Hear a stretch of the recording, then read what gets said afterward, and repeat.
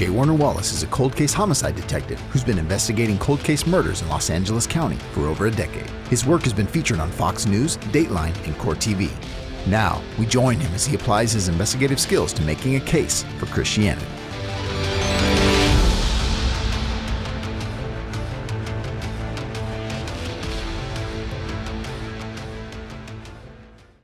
My name is Jim Wallace, and I have been working in Los Angeles County for it's been 30 years ago when I started. And I still have 2 open cases, but I work cases that are just homicides, and they're unsolved homicides. These are the kinds of cases that were opened up 30 years ago, and then they never got solved. If you like Dateline, you've probably seen some of our cases, because I've been on Dateline more than anybody else in the country. Not because I wanted to be, but we happen to be in Los Angeles County, and Dateline's in Universal City, so we're close. But these are the kinds of cases that teach you something about how to put together and make good inferences from evidence. And I was not a Christian until I was 35. I didn't even have anybody in my family who were Christians. I didn't know anything about what church was like, what to expect, but I did know how to put together a case. And so I started to look at Christianity as a case.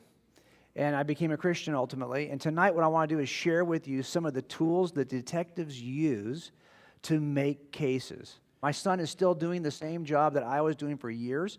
And we're so cheap, we hate to buy name tags, so he's wearing my name tag. By the way, don't laugh at that. Didn't Sean tell you? Now, his name is Jim Wallace, okay, so he can wear my name tag. He's wearing basically the same uniform I wore. He's using the same tools I wore before him. Of course, if you were in the 80s, you had to have a really cool mustache like that. Okay? And I was using the same shirts and name tags that my dad used before me, because there he is, the same name tag, same shirt, same agency. If you called our agency since 1961, there's been a Jim Wallace to answer the phone. We have been there that long, 57 years. Now, a lot of what I talk about, I write about. Thank you very much. I write about this stuff on a website called Cold Case Christianity. I am not here, believe it or not, I never trusted as an atheist Christians who are selling things. Now, God's got a sense of humor because now I'm a Christian who's selling things, right? Because I have books. But that's not why I'm here, and I'm going to provide you with a bunch of free resources. I'll give you the link at the end. So this video, the long version of this talk, all the stuff we're going to do in the next 2 days, I'm going to send those to you as videos, okay? So you don't need to take comprehensive notes if you're not a note taker. If you are, and that helps you learn, take good notes. But I'm going to send you this stuff. Now, yes, we wrote about it in books. I actually have a phone app for this, so you can go online, and everything that's offered on our website is available for free at the phone app. If you want to ask me questions later, probably the best way is through social media, because I'm on every platform there is. Now, a lot of what we're going to talk about comes out of a book that I wrote called God's Crime Scene. But tonight, I'm going to teach you from a different book, from this book, a book that really is going to be talking about how to work death scenes. As a matter of fact, before we do anything, I'm going to teach you to be a good homicide detective. We're going to do a little bit of Death Investigations 101, okay? You ready? In order to have a death investigation, we have to have a dead body. So we're going to show you a dead body. I'm sorry, are you ready for that? You ready to go? You don't ask a homicide detective to come to an event if you don't want to see a dead body, all right? So here's a dead guy laying face down. He looks suspiciously like my son, Jimmy. Do you guys have Trader Joe's in Ohio? So you know nobody would ever kill a Trader Joe's employee, right? We would starve at our house if there was no Trader Joe's. But now, how do I know that this is a crime? It may not be a crime, because there's lots of ways to die. Only one way is criminal. Not every death scene is a crime scene. How do I know if it's a crime scene? Well, you have to make a list in your head. 2 lists, both that begin with the letter E. One list is going to be of evidences. Now here, I do have some evidence so far. After all, I've got a dead guy laying face down. That's not bad. Not a bad start. So I can make a list of all the evidence in the room. I'll put it over here. And I can also make a list of all of the explanations for the evidence. That starts with E also. That's over here. So now what do I have so far on the evidence side? Well, I have 2 things. Dead guy laying face down. That's it. How do I explain dead guys laying face down? Well, there are 4 ways to explain dead guys laying face down. He might have died by some natural cause. He might have died accidentally. He could have committed suicide. Or he could have been murdered. The question is, which of these is the best explanation given the evidence I have so far. Are there any explanations here, now given what I know, are there any explanations here that I can cross out? Just cross them out. They're not reasonable anymore. Suicide. Well, if he intentionally took, by the way, we have, I think we have Maria and Dee who are doing the signing, okay? So if I talk really, really fast, they cannot keep up. So I'm going to talk so fast tonight, there's no way they can possibly keep up. Lots of technical words, forensic science words, there's no way you can keep up. Are you tired yet, Maria? No. She's okay. I'll get Dee next. Okay. So now I think look, if he intentionally killed himself by taking too many pills, he would look like this. If he had a heart attack, he would look like this. If I poisoned him with too many pills, if he accidentally took too many pills, he would look like that. Do you see how right now I cannot cross out anything? All of these explanations are not just possible, they're all equally reasonable. Let's change the scenario. What if he's a dead guy laying face down, but now he's in a pool of his, what are you grimacing for? I haven't even done it yet. You got the look on your face like you don't want to see what's coming next. I haven't even done it yet. I haven't even explained it. He's just going to be in a pool of his own blood, center torso.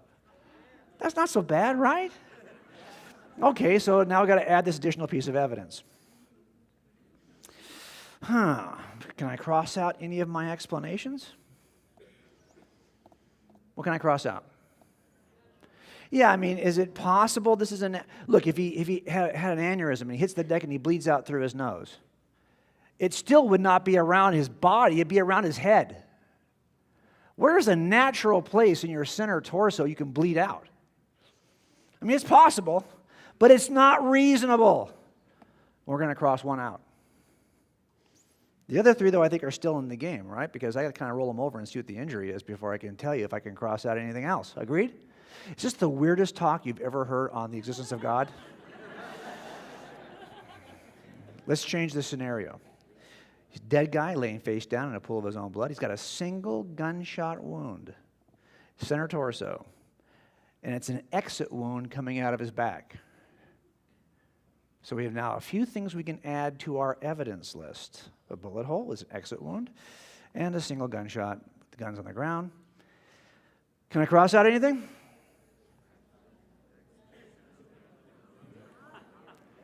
I mean, he might have thought it was unloaded when he was handling it, and he accidentally shot himself in the chest. That's an exit wound. Only one round is fired. He could have killed himself. He could have been shot by somebody else. I think all three are still in. Let's change the scenario. What if lying next to the body, in addition to all of this, well, you guys are quiet. We have a suicide note, and it's written on a piece of paper that we find elsewhere in the room. It's written in his handwriting. His fingerprints are on the paper. Would that change things? So now we add this additional piece. Let's put it on our list. We have one list of evidences, a list of explanations. Can I cross out anything? I can cross out accidentally. Look, he might have accidentally killed himself prior to intentionally wanting to kill himself, but it appears that he wanted to kill himself. So I can cross out the accidental. Are you guys convinced now this is a suicide? There's a suicide note, right? How do you explain the suicide note if he's not a suicide? Somebody forced him. They must play Criminal Minds here in Ohio. Am I right? Stupid show. If you watch that show right now, raise your hand and get out of the room, walk out of here in shame. Seriously? That is the stupidest show.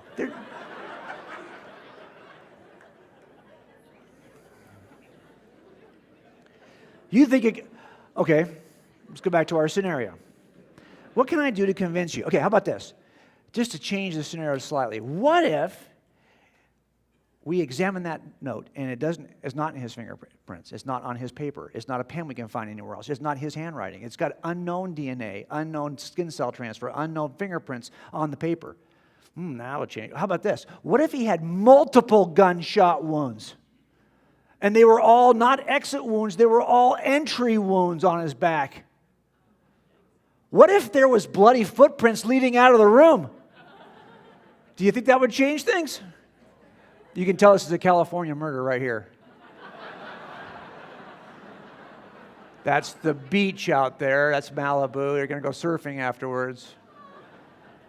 So we got to add these additional things. Now we have multiple entry wounds, not exit wound. We have footprints and bloody foreign fingerprints on the note. We'll put those all on our list real quick. And now do you see how I really have to kind of rule out? It's kind of hard to shoot yourself multiple times in the back and then walk out of the room in your own blood. So I can cross this out. And now I've got a good, reasonable inference.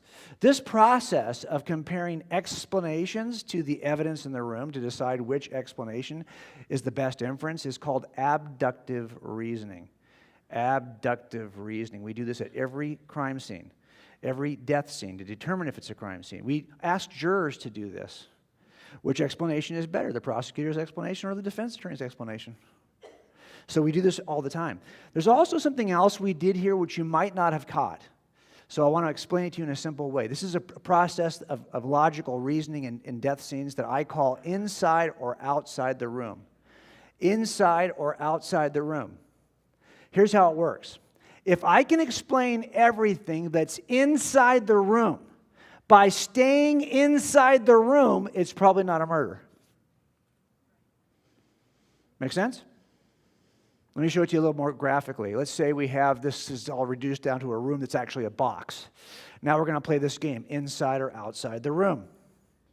If I can explain the stuff that's in the box, in the room, by staying in the room. So for example, if I said, okay, there's this note, but you know, it's in his fingerprints, his handwriting. That paper is a pad of paper that's just a few feet away on the table. It's a pen that's also more pens just like that in the room. I can explain that note by staying inside the room for the explanation. He wrote it. Doesn't even need any help. It's only got his fingerprints on it. And if somebody said, well, yeah, you know, that's his gun. He keeps it in a safe in the room. He's had that gun for 10 years. He loves that gun. And it's registered to him, and he's got the only fingerprints or any kind of skin cell transfer on that gun. Well, now I can explain the gun by staying inside the room. It's his gun. And anyone can shoot themselves once without any help, right? He can do that by himself, alone in the room. If I can explain everything we see in the room by staying in the room, it's going to be one of these three explanations. Now, clearly, it's not going to be a natural, but it'll be one of these two. Are you with me so far? Now, if I have to switch it, though, and I cannot explain the stuff that's in the room by staying in the room. So, for example, if I said, well, yeah, you know what? That's not his fingerprints. That's not his handwriting. That's not his paper. It's not his pen. I don't know whose fingerprints are on that note. It's not his. I got to go figure out where that came from. And if I said, okay, well, I talked to his family. He's afraid of guns. He doesn't own that gun. He's never owned a gun in his entire life. This guy is anemic to guns, okay? And sure enough, it's got no skin cell transfer from him. It's somebody else that's on that gun. Now I got to go figure out whose gun it is. And, you know, it's kind of hard to shoot yourself multiple times in the back by yourself and then walk out of the room in bloody footprints.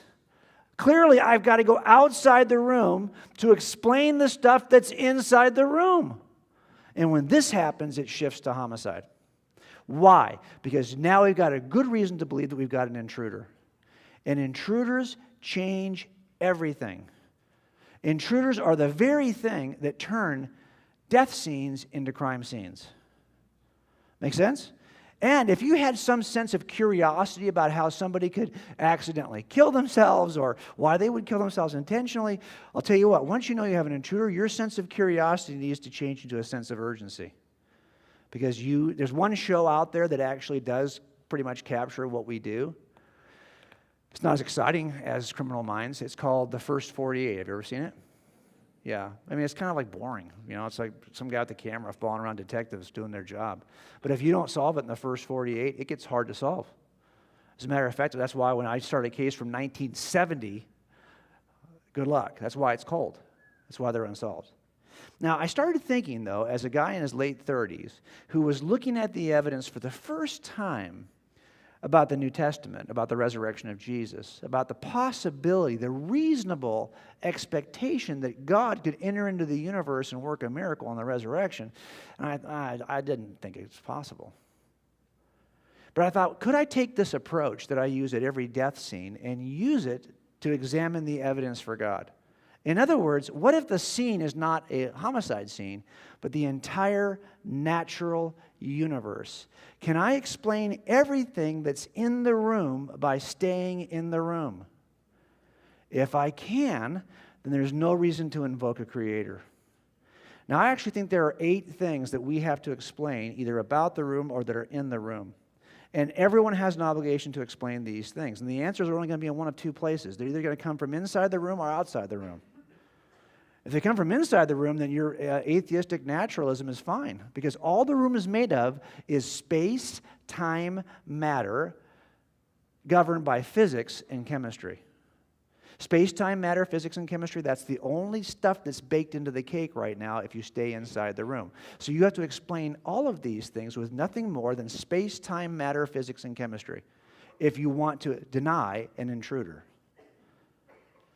The first thing you got to explain is, how did the room get here? We're going to talk about that tonight. The second thing you're going to explain is, why does the room appear to be designed? We're going to talk about that tomorrow morning.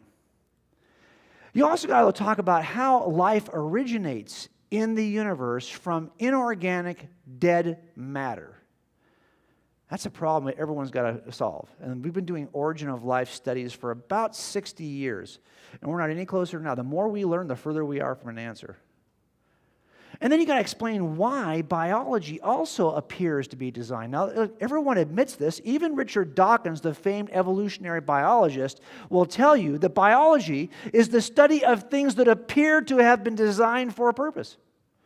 But he denies they actually were. But the appearance of design is not controversial. You just got done talking about the existence of soul. Well, forget about souls for a second, because a lot of people don't believe in souls. But do you believe in minds? Consciousness? This is why this is called the problem of mind amongst naturalists, because it's a problem to explain.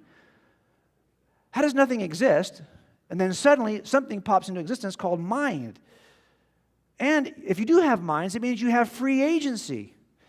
Dennis talked about this a little bit. If you're just a material brain, then all you have working are things called event causation. In other words, when a domino falls, it falls against the next domino. This domino has no choice in the matter. If it's fallen against, it must fall. That's event causation. Agent causation says, I'm not going to fall. Nope, I'm not doing it. I'm a free agent. I say no. Nay, I'm not going to fall.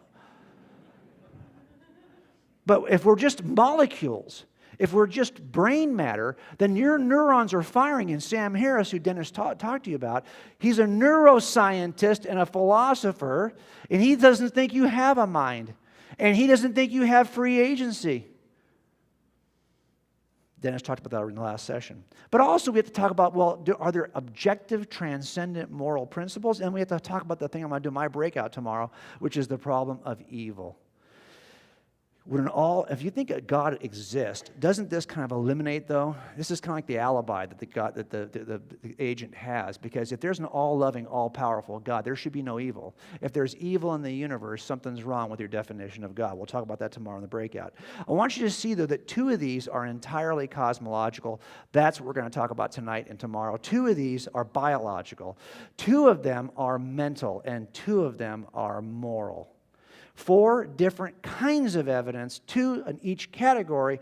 All of these have to be explained, and you only got a couple of choices. Can you explain them by just staying inside the box? Can I get these things with just space, time, matter, physics, and chemistry? Or do I have to jump outside the box for the best explanation? And if you do have to jump outside the box for the explanation, now you've got an intruder problem.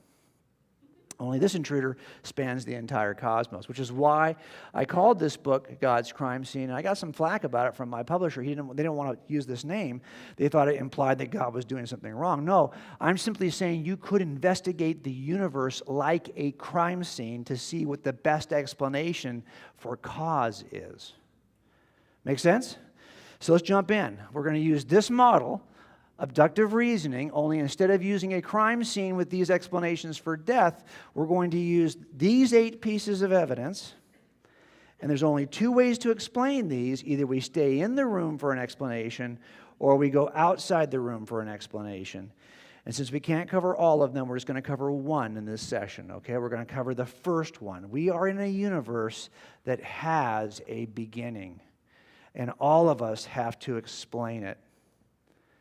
I had a case a number of years ago. I think it was the first case we did on Dateline. And it was a case in which at the crime scene, Next to the body of my victim, her purse was laying next to this, and she was working in a fast food restaurant, and a purse was lying next to her body. And next to the purse, which clearly had been rummaged through, there was a piece of foam rubber, curved. The case went unsolved. But when I opened it years later, I think about 15 years later, I looked at the crime scene photographs, and I saw that piece of rubber sitting on the floor next to her body, and I said, we've got to explain that. That, to me, does not seem to fit. It's like with that old game on Sesame Street. Which one of these things is not like the other? This did not fit in the crime scene. I was trying to figure out, how do we account for this piece of foam rubber? Well, long story short, I went out and figured out who my suspect was, and I went, and he luckily had been arrested maybe about a week after our murder. And for some reason, they kept his clothing for 15, 16 years in property. So I went downstairs to property, and I discovered that in the work boot that he was wearing a week after the murder, it was missing foam from the cuff. That piece of foam. When he bent down over his victim, and his ankle rode up on the back of his shoe, popped the foam out. He didn't see it come out. He left. All I had to do was match the foam to the shoe. Now, this taught me a lot about the idea of origins, because I'm trying to figure out, how did this originate in the crime scene? And it turns out there are 3 questions we ask when we ask the question, how did this something originate? We ask the first one, which is simply origination. How long has that thing been there? Because if that thing was there before the intruder even came in, if that foam was just laying on there because it came out an hour and a half before it got placed there, then it doesn't belong to my suspect. It's of no use to me. I need to know, how long was that thing in that crime scene? 2, I have to look at the second question. What or who caused it to enter the scene? And 3, why? What's the behavior?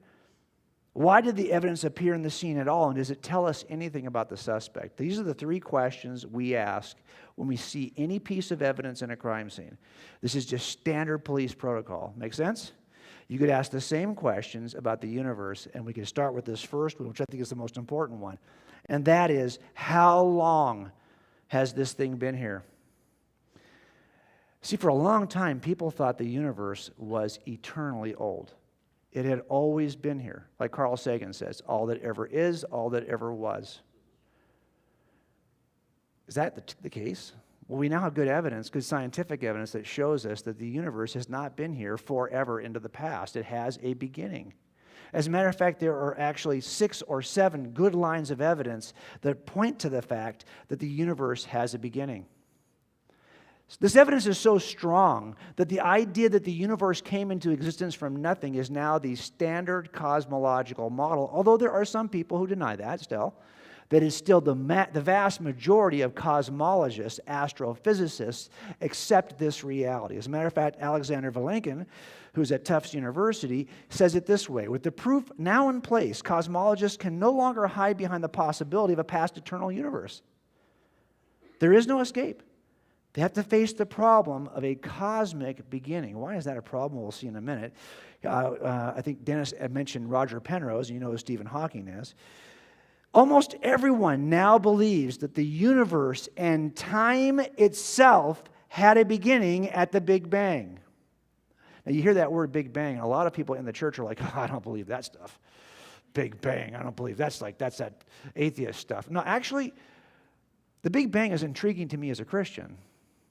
This idea that everything had a beginning has to be explained. And this term we use, called the Big Bang, is really just a term we're talking about, that everything has a moment of cosmic singularity in which everything we see in the universe leaps into existence. And when I say everything we see in the universe, I'm talking about everything.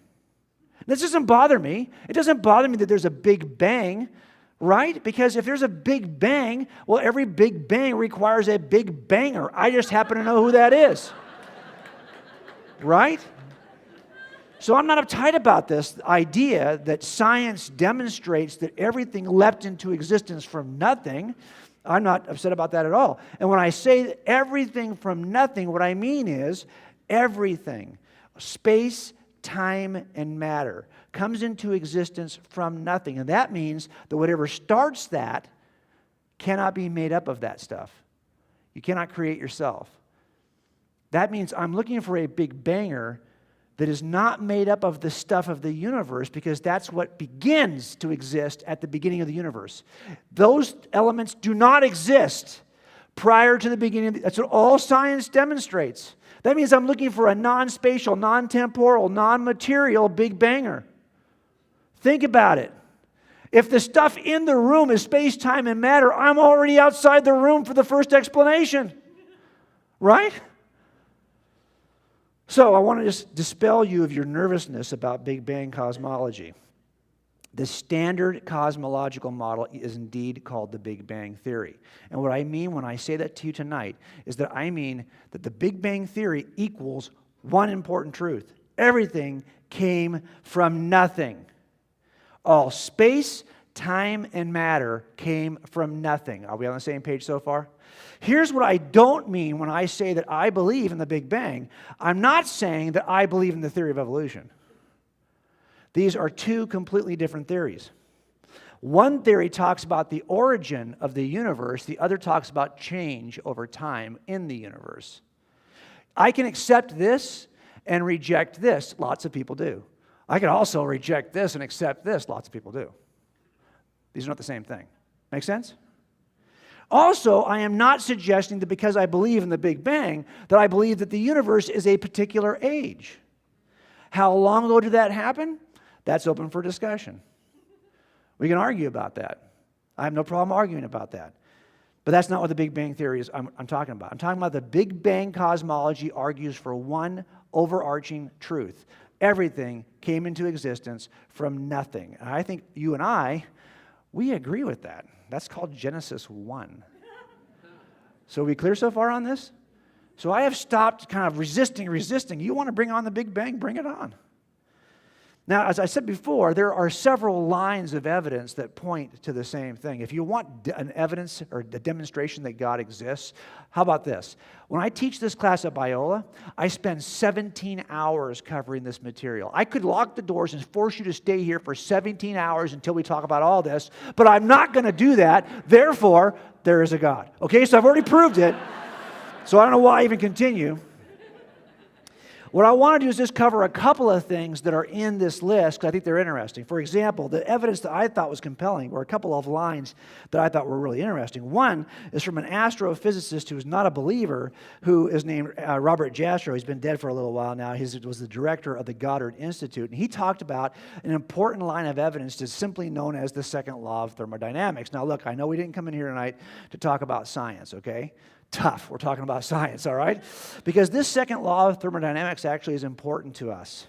And what it really means, and I'll read it to you, is while the quantity of energy within a closed, isolated system, like the universe, remains the same, the amount of usable energy deteriorates gradually over time. In other words, the usable energy is irretrievably lost. It's lost. And as it is lost, increase of disorganization and randomness occurs. Chaos increases. You already kind of know this because you've experienced different simple demonstrations of the second law in your own lives. You see that things don't move from disorder to order. Things move from order to disorder. Things don't become newer and have more energy over time. In fact, just the opposite occurs. Things age and decay over time. And you see this over and over again. Right? If you have any doubts, go home and look at your bedroom. This will prove it to you right away. I mean, everything does this. The fact that we have death, why do you think we don't live forever? We don't live forever because of the second law of thermodynamics. We're not eternal beings. Everything has a shelf life. Let's put this down. How does this help us to demonstrate that the universe has a beginning? Well, let me ask you this. If you came in here tonight and you were the first person to walk in the room, there's nobody else here. You're the only person. It's dead quiet. Yet in the middle of the room, there's a little wind-up police car running around in circles. What's the first thing you're going to look for? Who wound it, right?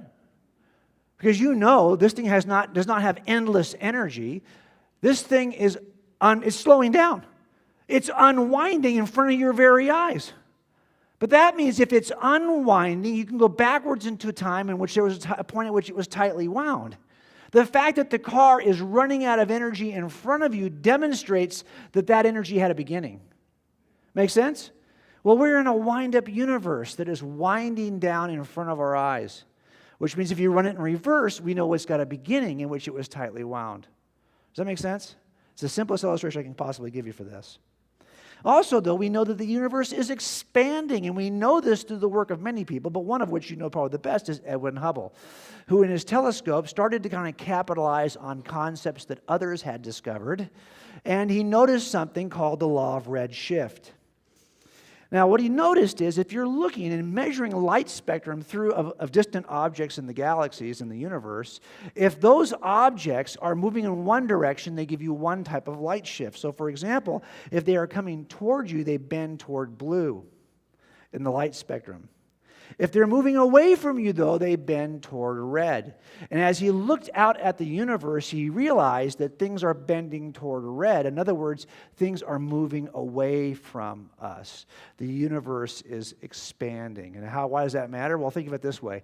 If we had a balloon and on there we drew galaxies, as this expands, you're going to see that these are going to start moving away from no matter where you are. If you're here, if you're here, if you're here, if you're in the middle of this whole thing, no matter where you are, each point of data is moving away from you. Make sense?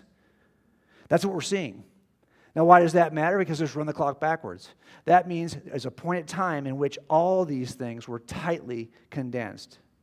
And from that point of cosmic singularity, everything is expanding. So between this and the second law of thermodynamics, we have two good reasons to believe that we are in a universe that is expanding. And therefore, it has a beginning from which it expands. Does that make sense? Let me give you a third thing. It's called radiation echo. I love this because the people who actually discovered this discovered it by accident. Their names are Arno Penzias and Robert Wilson. They built this marvelous satellite dish out of wood. Is that awesome? Here they are years later in front of the same dish. I thought it was pretty cool. They actually got a picture of them. They discovered they were hearing this background noise as they were listening to the universe, and they were trying to get rid of the background noise, and they had asked their friends, what do you think is causing this background noise? And someone said, well, hey, look at your dish, man. It's pretty dirty. Got bird poop all over it. Why don't you clean your dish? So they cleaned the dish. They could never get rid of the background noise until somebody said, well, wait a minute. Maybe that noise is not an artifact of your satellite dish. Maybe that noise is something that's really in the universe. It is. It's called cosmic background radiation. We've now, since this time, launched satellites. Here's one, Kobe, not Kobe Bryant, but Kobe, the cosmic background explorer, who this satellite now has actually photographed the background radiation of the universe, and it's pretty uniform across the universe. There is background radiation noise, heat, in the universe, this radiation echo. What could cause that? Well, let me give you another illustration that might help you. You know, I was on SWAT for 3 years. It was the best, funnest time I spent on my law enforcement. Well, I was undercover for 4. That was actually funner. But this was not bad. And if we had somebody who was a barricaded suspect in a room, well, we knew if we were going to just charge through the door and try to get that guy, we're probably going to get hurt because he's going to see us coming. So what we would do instead is we would stage somebody on the other side with a flashbang. A flashbang is a canister, and there's a reason why they call it a flashbang. We're so creative. You know why they call it a flashbang? Because it does 2 things. That's right.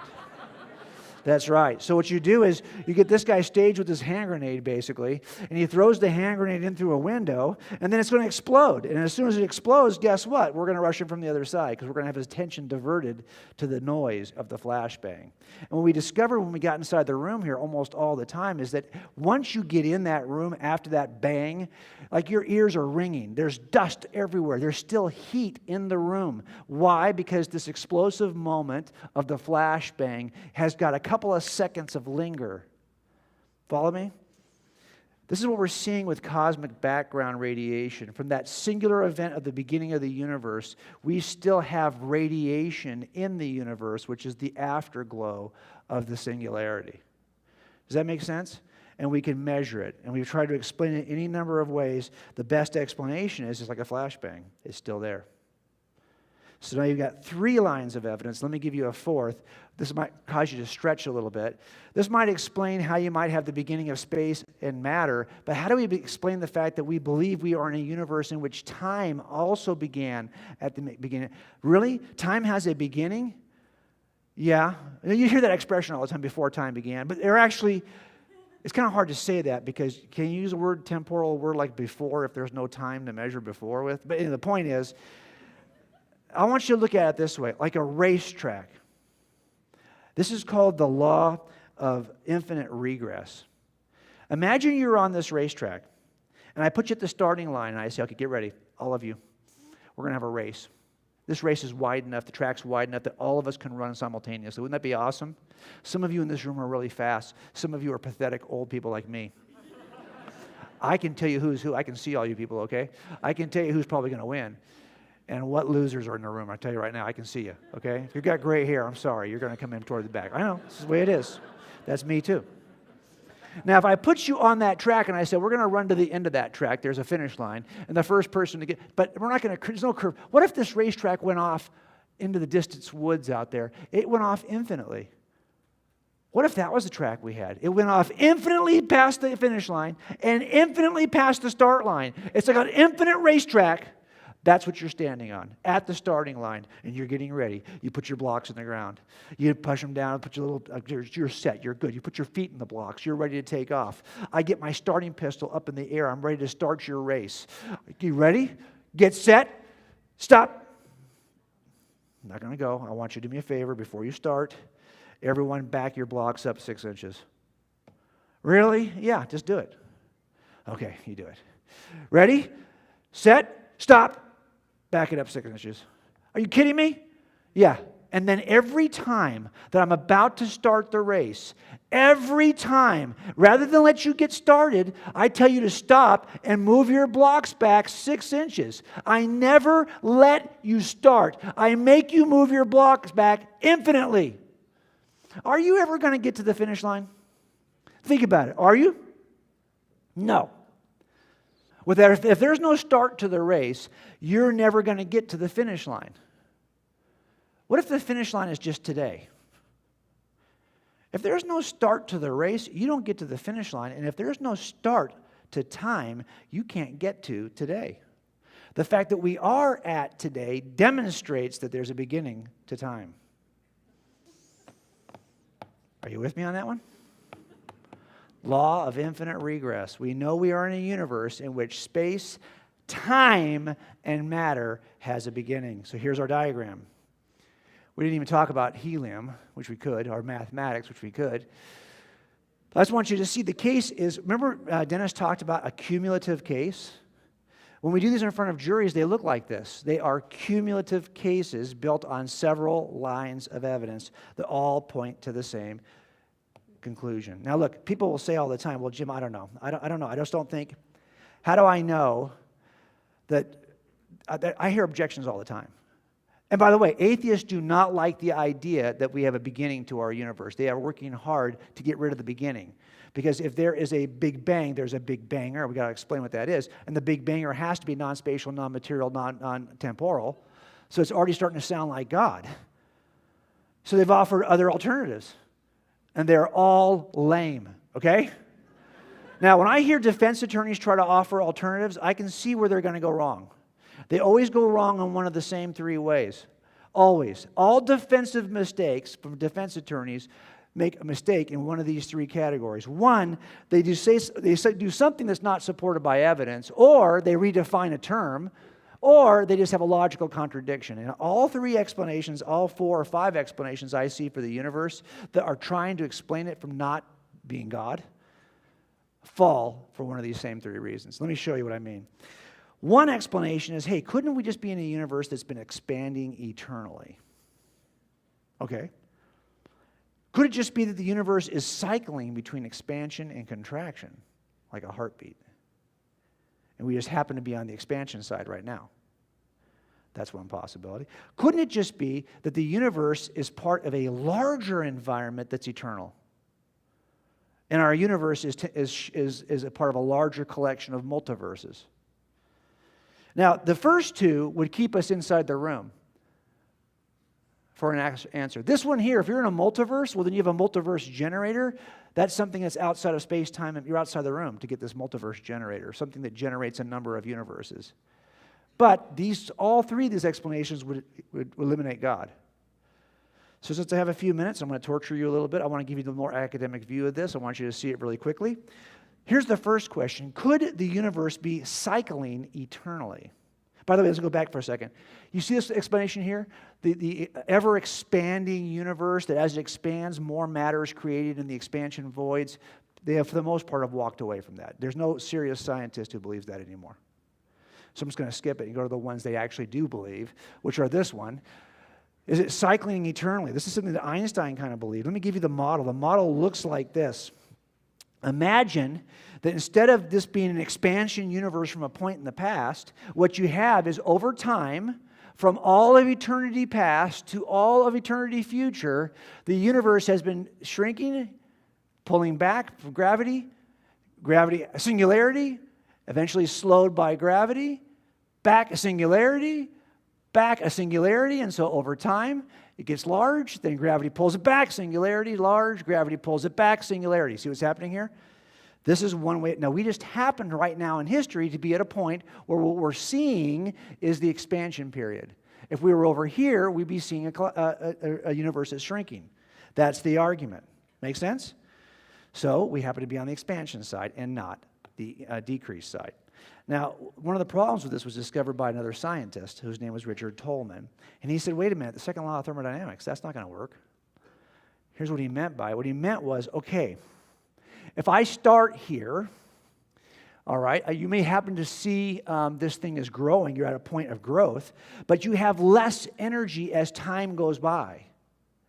And so the next bounce will have less energy in it, and therefore the growth will be higher, and it'll be a longer distance between the next crunch and a higher arc before the next crunch. Why? Because energy is dissipating. But if you run that in reverse, it means it's going to get tighter and tighter and tighter and tighter and tighter in the past, and you're still stuck with the beginning.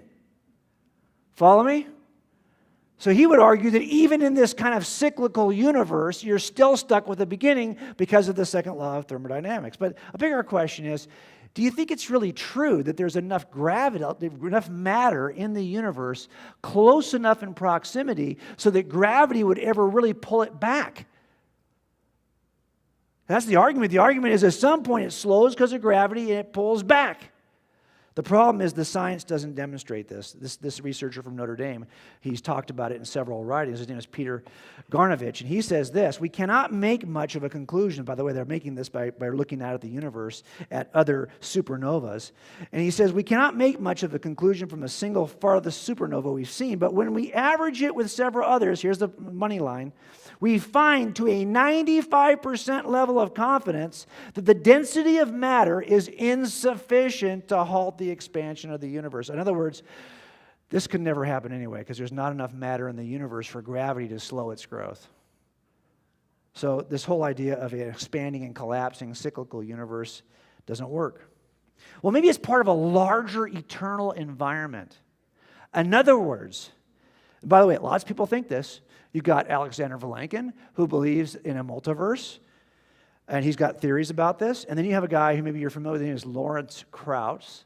And Lawrence has been in some trouble recently, but he is an ASU, Arizona State University, a quantum physicist, and he's got some theories also. These are the most popular theories out there. I just want to cover them with you. You guys have heard of multiverses, right? Here's the idea for how multiverses come together. They're saying there's a quantum environment in which universes pop into existence from nothing at a very small quantum level. Then these quantum level particles grow into universes. So it's been illustrated by way of a boiling pot of water. And so the pot is the environment in which universes emerge. Follow me? And like little bubbles, they start off small, and then they grow. And as these grow and they get larger, they turn into not just quantum level particles of energy, but they turn into entire universes. Now you might wonder, well, wait a minute, if that's true, I would expect then that at some point when the universes get really big, that they're going to bump into each other like bubbles do at the top of the water. right? So we should have some evidence from the collision of universes that we do have a multiverse environment, right? Oh, no, we don't see that. By the way, there's virtually no good evidence for multiverse theory at all to begin with. But we would expect to see these collisions, and so they asked that question. Why aren't I seeing those collisions then? Oh, well, because the pot is also growing. And the pot is actually growing at a slightly faster pace than the universe is, therefore they'll never come into contact with each other. Really? Now, when Vilenkin saw this was the theory, he had something to say about it. Here's what he said. He said, really? Okay. This is in fact not, it's not possible. If this is growing, okay, then you can't avoid a singularity. It's not, in fact, possible in future eternal inflationary space-times as long as they obey some reasonable physical conditions. Such models must necessarily possess initial singularities. Here's the point in English. Ready? If this is also expanding like the universe, the expansion of the universe demonstrates the universe had a beginning, right? Well, the expansion of the pot demonstrates the pot has to have a beginning. You haven't avoided the problem of a singularity. You just pushed it back one level. Got it? So even if there's a multiverse generator out there that's also expanding, you're still stuck with, how did that thing get here? But it's worse than that. Because the question is, what is this thing made of? Remember, there's no space, time, or matter until the beginning of our universe. Space is not nothing, guys. Space is something. There's not even a void you could call space. That's something. That didn't exist until the universe. Wrap your head around that for a second, okay? What if space is not nothing, it's something. What is nothing? It's what Aristotle says. It's what rocks dream about. Nothing. Now, why is this important? Because this is what Krauss says. Krauss says this. Now, look. A universe can come into existence from nothing because the definition of nothing has changed. Physics has changed what we mean by nothing. Empty space is a boiling, bubbling brew of virtual particles popping in and out of existence. If you wait long enough, that kind of nothing will always produce particles that eventually turn into universes. Well, wait a minute. Hang on. Hold on. We're trying to explain how all space, time, and matter came into being from nothing. And here's what Lawrence says. He says, well, if you start with empty space... No. Lawrence, we're trying to explain where that came from. He says, well, if you start with that, and then you get some virtual particles popping... No, Lawrence, we're trying to explain where that came from too. He said, now he's got space and matter energy in there, right? And then he says, get this, if you wait long enough, so now you've got time too. So basically he's saying, hey, if I got space, time, and energy, I can get space, time, and energy. Duh! I know that. Yeah, you just redefine what nothing is to suit your purposes. That doesn't work. You guys have all done this. I know you have. Remember when you were a kid and you go home and you open up a refrigerator at your mom's house and you see in the refrigerator, you're starving. It's after school, you're starving. And this is her refrigerator? What's the first thing you're going to say? There's nothing to eat in here. Why? Because you've redefined nothing. There's a bunch of stuff in there you could eat. So if you want to stay inside the room to explain how the room got there, there's two ways to do it. You could say that there's some way that I could either redefine time or somehow it could be expanding. I can answer questions in the Q&A if you want to go more on that. But the problem with that, of course, is it requires you to redefine something.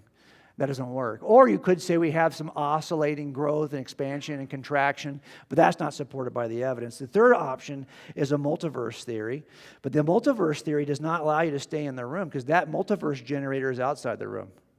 So if you're going to go this way, you're going to have to jump out of the room. Now, the problem with that, of course, is you've already said to me that I believe there's an external cause for the universe. Okay. But your cause is somehow got space, time, and matter. But we know that doesn't exist. My cause is not spatial, temporal, or material. It actually fits the evidence. Your cause doesn't anymore.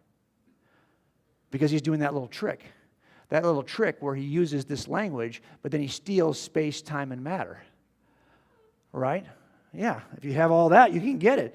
On the other hand, if there's an all-powerful, non-spatial, non-temporal, right, non-material, personal being that could create all of this outside the box, that explains everything. And it fits the evidence. It fits the physical evidence. So again, here we are. We started with this inside or outside the box view. And I told you that, remember, that intruders are the things that turn death scenes into crime scenes. And I told you also that you have to take that sense of curiosity you have and shift it toward a sense of urgency, which is why I spend so much time traveling and making this case in front of church groups who are not yet ready to make the case to others. You are the last line of defense. You should be able to make this case. And you should see a certain level of urgency. Now, look, I didn't talk about all this stuff, but I actually think that the best explanation for all of this is outside the room. Now, I will tell you this, too. If I get to a death scene, and I get there, right, and there's a dead person on the floor, I actually can tell you something about the suspect before I ever meet him or her. And I can tell you that just based on the evidence in the room. So, for example, if somebody is killed, he's shot at a 7-Eleven or an AM/PM, what do you call those out here? Just like a gas station, a mini mart, okay? And he's shot, and there's money missing from the teller, from the bank, from the cash register. He's been shot twice, okay? If the same guy is killed in his bedroom, stabbed 70 times in the groin, two different kind of suspects, would you agree? Which of those two suspects knows my victim personally? Hey, that makes a big difference. Because if I'm looking for the guy who shot him at the gas station, that's all of us are suspects. If I'm looking for the guy or the gal who killed him in his bedroom by stabbing him in the groin 70 times, that's a much smaller pool of suspects, agreed? One of those cases is easy to solve, the other one's not. I learned something about suspects just from the evidence in the scene. And that's true here too. I can draw a suspect profile. By the way, we've not talked about anything in Scripture. That entire book says nothing from Scripture. You can make a case for the God of the Bible without ever opening the Bible, because this evidence is going to give you a suspect description. I have to explain those 8 pieces of evidence. Only one kind of suspect can explain those. My suspect is not Mick Jagger, right? He's been arrested several times, if he's still alive. But he can't explain the evidence, because the suspect I'm looking for is something that's non-spatial, non-temporal, that is purposeful and driven. He can create intelligently, can communicate and create life with DNA in the genome, that can actually design and be the designer behind the design we see in biology, who designs and creates in its own image other beings that have minds and free agency, who is also the standard of all righteousness by which we judge anything as moral, including the absence of certain acts that we would judge as evil. That's the kind of suspect I'm looking for. And this dude does not get it done. Of course, there is a suspect who would meet the criteria. Now, there's a case I did a number of years ago where this man killed his girlfriend. He was 27 when he killed her. He's 63 when I prosecuted him.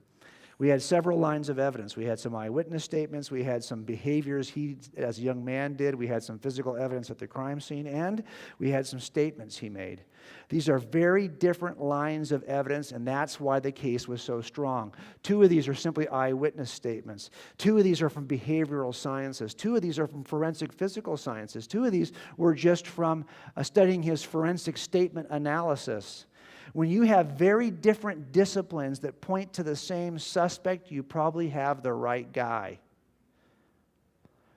Here we have 8 pieces of evidence that point to the same causal agent.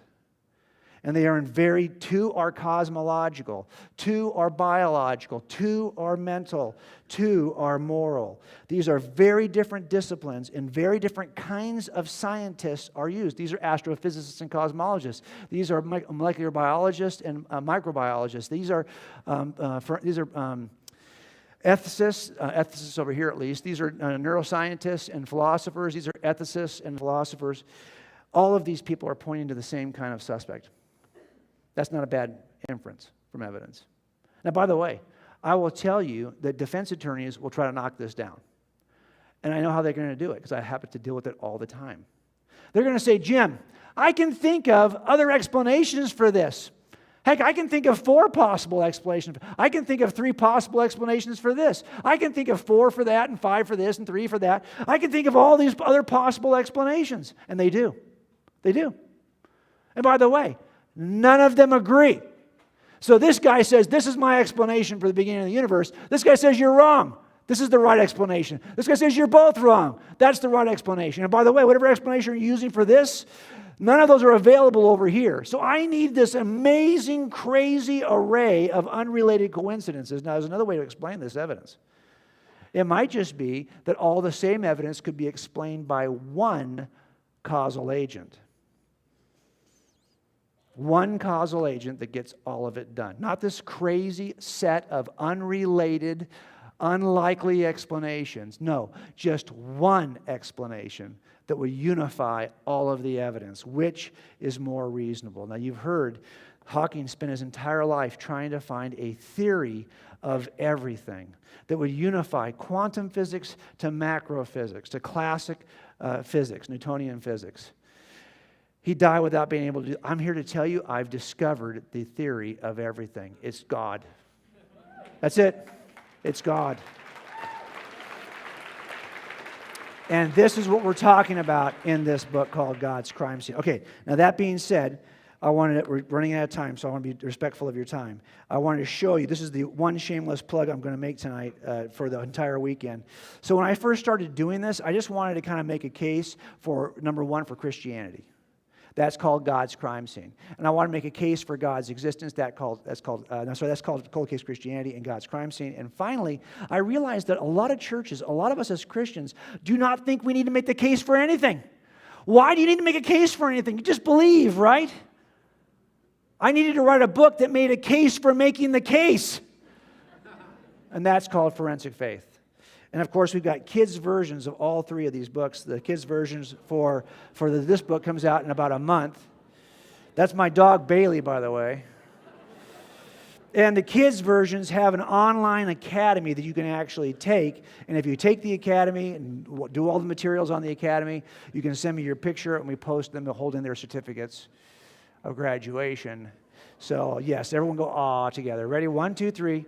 Aw, that's so sweet. Now, for you guys, here's what I want you to have. And we got books here, and I'm happy to sign a book. But what I want to send you is the long video that explains all 8 pieces of evidence. Got it?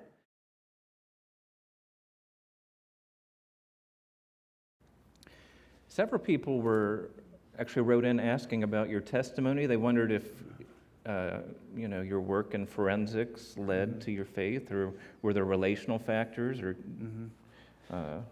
do you know that the most popular answer that people have for why they are Christians? I wrote about it in Forensic Faith. The most popular, singular by far and away, the most popular answer that people have for why they are Christians is they were raised that way. They grew up in the church. The second most popular answer is they've had some experience that they think demonstrates for them that Christianity is true. A miracle occurred in their life. It's a testimony of some nature. The 2 most popular answers for why Mormons think Mormonism is true: raised in the church. They've had an experience that demonstrated for them that Mormonism is true. Now, you don't think Mormonism is true, and you're right, it's not true. But your story sounds like theirs. Our story sounds just like theirs. If that doesn't lead them, look, you may have had an experience that led you to truth, but your experiences will not keep you from error. They haven't kept my family from error. So what really matters is this true? Now I'm going to tell you my testimony.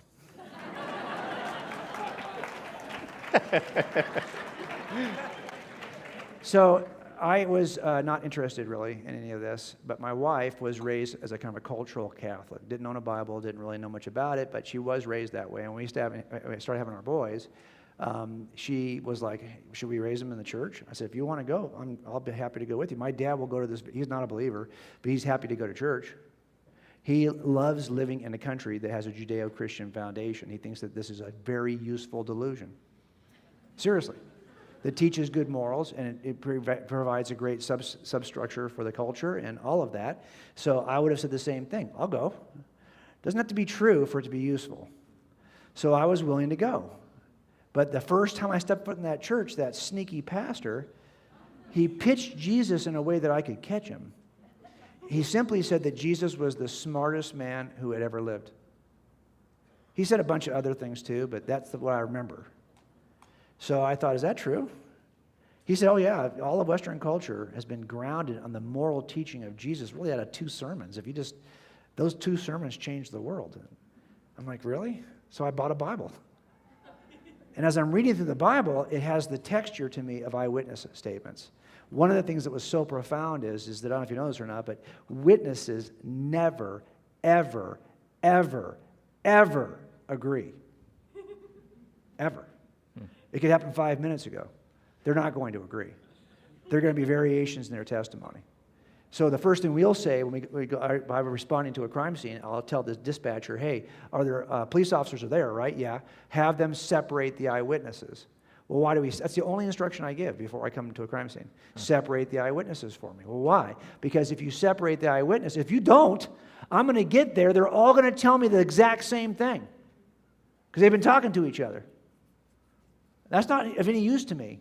I want there to be variations that I get to figure out, because in figuring out the variations, you get the most robust puzzle you put back together. Make sense? So the fact that the Gospels were not unified precisely in every detail was like, well, I had the ring of truth for me. So I started to examine them as eyewitness. And we're not talking about that in my talks, but that's what cold case Christianity is. It's really the case for the eyewitness reliability of the Gospel authors.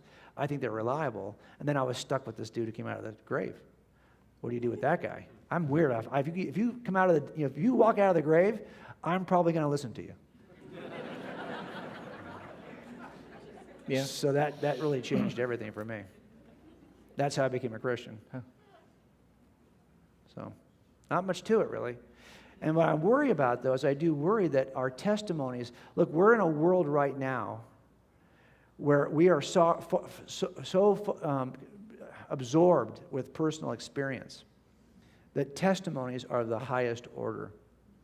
And then what happens is you came to faith because somebody told you they had this great testimony and that you had some great testimony, and then that leader that you followed for years falls. The one whose testimony was so pivotal to you is now no longer walking with God. And then you're like, wow, if the whole thing is built on the transformational power that we hear about in testimonies, and then somebody falls, no, it was never built on that. I couldn't care less what your testimonies are. All I care about is what happened and is that true? That's all I want to know. Not what happened to you. I don't care what happened to you. What happened to Jesus of Nazareth?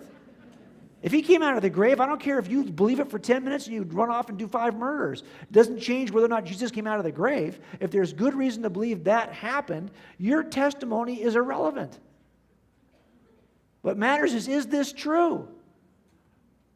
So I'm concerned that we're in a generation right now where all we want to hear about is our personal story. Look, I don't want to shake the tree too hard here if this is how you've been doing it. But for me, as a skeptic, I don't care about your life and story. Am I the only one who's like that? Maybe.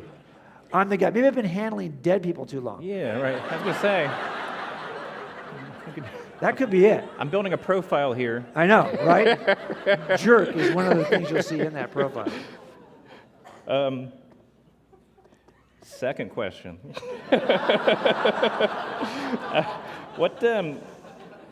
So somebody pointed out, the crime scene here that you started off with, that analogy, is a large one. Yes. The whole universe. And it's really cold. Mm-hmm. Billions of years old or whatever, potentially. Yes. We fill in answers here with these explanations don't work, these ones don't, these don't. And so you've put God in the gap there. Right. Mm-hmm. So several were bringing up that this sounds like a God from the gap argument. Okay, so let me go back to this for a second. I very much understand and appreciate that. Before I run out of power, this always happens to me. Let me just plug this back in. So let's take a look at our cumulative case, just to see what this looks like for a second. So here's our I think I've got it up there. Okay, good. Yeah, cool. Yeah. All right, so what we're looking is, all of us have a burden to explain these 8 things. All of us do. We do. It's not just me. Used to be, well, you're proposing that there's a God that I can't see, therefore the burden's on you to explain something that I don't see. If you're positing there's some, fairy God out there, great, but that's burden's on you to prove it. That's not how this works at crime scenes. At crime scenes, we get there, and I say, okay, look, I see all this evidence. I think the husband did this. And my partner says, you're crazy. Her sister did this. Really? Okay, well, I'm going to give you the 5 reasons, the burden that I feel I bear to demonstrate that the husband did this. But you have an equal burden because you think those same pieces of evidence point to the sister. Okay, great. You have that burden. Each of us has a burden to explain why we think our cause can account for the evidence. So I'm not the only one who carries a burden here. I have a burden. I think that a spaceless, timeless, all-powerful, immaterial, personal first cause can explain this. By the way, most of my friends who are atheists, we don't disagree on much. We all believe we're looking for a timeless, immaterial, non-temporal first cause. The only question is it personal or impersonal? That's it. Is it some law that is impersonal that causes all this to come into being? Or is there I think that the burden then is, if you think you can get this with space, time, and matter, show me. No problem. Oh, you've got like 2 theories that don't work, but you still think it's just space, time, and matter and physics? Science of the gaps. Works both ways. Your explanation's not working, but you still want to run with it. Okay, I get it. You just think, hey, this is what they typically will say too, by the way. This is not uncommon. I get it, Jim. We can't explain how life in the universe began, but we will eventually. How is that any different than I can't explain it, but I'll ask God later? It's the same exact approach. No, I looked at your explanations for this. They stink. Okay? But if you're committed that it has to be without a divine intervention, that's just science of the gaps. It's that you refuse to go to anything. Look, this, I think, points to personhood. Remember, if there are objective moral truths, like it's never okay to torture babies for fun, those aren't just moral claims. They're moral obligations. We feel objective, transcendent, moral obligations. Now think about that for a second. I am not morally obligated to inanimate objects made up of matter, physics, space, and time. I'm not morally obligated to this chair. It's impersonal. Impersonal object, I have no moral obligation to it. But a person who's sitting in the chair, I have a moral obligation to. If there are objective, transcendent, moral obligations, who is the objective, transcendent, moral person I'm feeling obligated? You're not obligated to physics or space or time. But you know there are certain moral obligations. The better explanation is a first causal agent that is personal. This isn't God of the gaps. It's reasoning to the most reasonable inference. To deny personhood in the first cause is science of the gaps. You can't explain this otherwise. You can't explain that. You realize that at least Sam Harris is an honest atheist. He says, yeah, you don't have free will. It's an illusion. Do you guys think that your free will is an illusion? If so, you're not really thinking right now, because you can't have rationality without freedom. You've got to consider 2 options and freely choose which one you think makes more sense. But if you can't freely choose the options, you're just destined to believe me or destined not to believe me. It was predetermined. You don't believe that. Sam Harris does believe that. Then why write a book, Sam? You trying to convince me? What's the point of that? I can't be convinced. I can't be changed. I can't change my mind. I either agree with you or I don't. See my problem? So I would say, no, it's not that it's a God of the gaps to infer this. The same burden is on the other person. Then it's just science of the gaps if you don't. What it really comes down to is this the best explanation, best inference from evidence? All right, last one. And I'd appreciate if you stayed in your seat this Okay. time.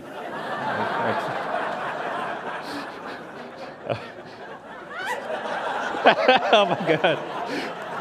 I've got witnesses.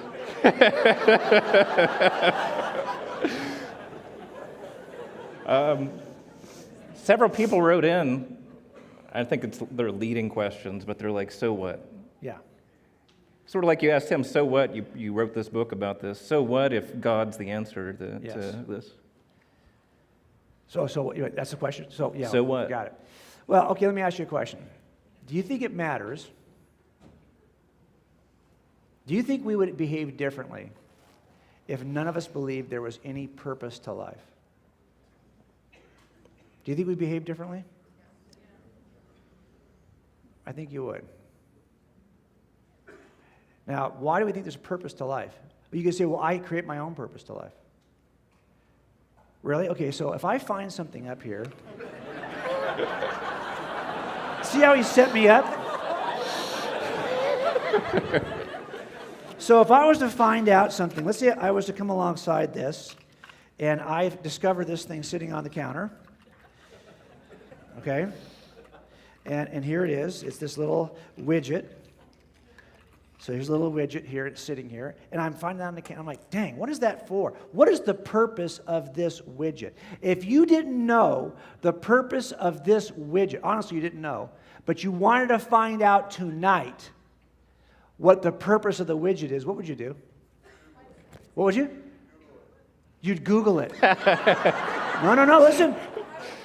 Okay, but you could do that. Look, I could say, well, look, it could be a number of things. I could use it to hold open a door. It's a door, it's got an angle. I could put it in doorstop. I could find other uses for this. I could. I could use it to prop up my keyboard.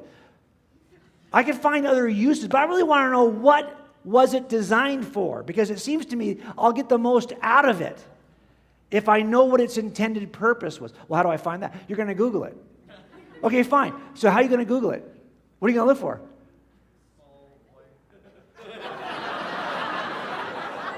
What if I told you that there was a manufacturer on the side?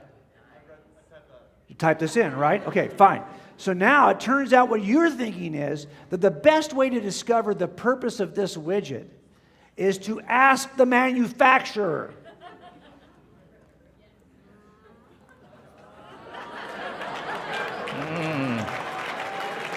Okay. So now you know why it matters. Sweet, man. Okay. Hey, this is great stuff, and you appreciate how clearly you're able to present it. So what we're trying to do, keep in mind, all of you who are here tonight for a reason, you're here for a purpose. You happen to be in a great church. I mean, honestly, this is so rare. I get to speak all over the country. Do not take this for granted. I don't take you for granted, because the amount of passion and interest I see in this room, I'm astonished, truly. So don't take this for granted. And what we're doing here is not so you can be smarter. This is not about data consumption, where I'm here to give you more data to consume. That's not what we're doing. What we want you to do is to change the planet with truth. And that takes two things. I'm standing up again. That takes two things. You have to know enough about what is true. But then you have to think about how you're going to deliver it. And what we want to do with juries is we could have the truth, but if we don't communicate it well, we don't win the jury. And by the way, the jury is paying attention to us from the moment we get off the elevator. They're waiting around in the hall, and they're watching us. They're watching our interaction with each other. And it's not like this thing starts when we start to make the case. No, it starts out in the hallway. Your world is watching you right now. So character does matter. But character without truth, and to be able to master that and communicate that, my Mormon family has got great character, but they're not living in the truth. So we are doing this tonight to put those two things together. It's not just that I want you to know why it's true. I want you to be able to remember how we just communicated it, so you can do that too. To hear more from J. Warner Wallace, please visit coldcasechristianity.com. For more information on this week's topic, visit youtube.com/coldcasechristianity with J. Warner Wallace. Thank you for joining us on this Cold Case Christianity broadcast.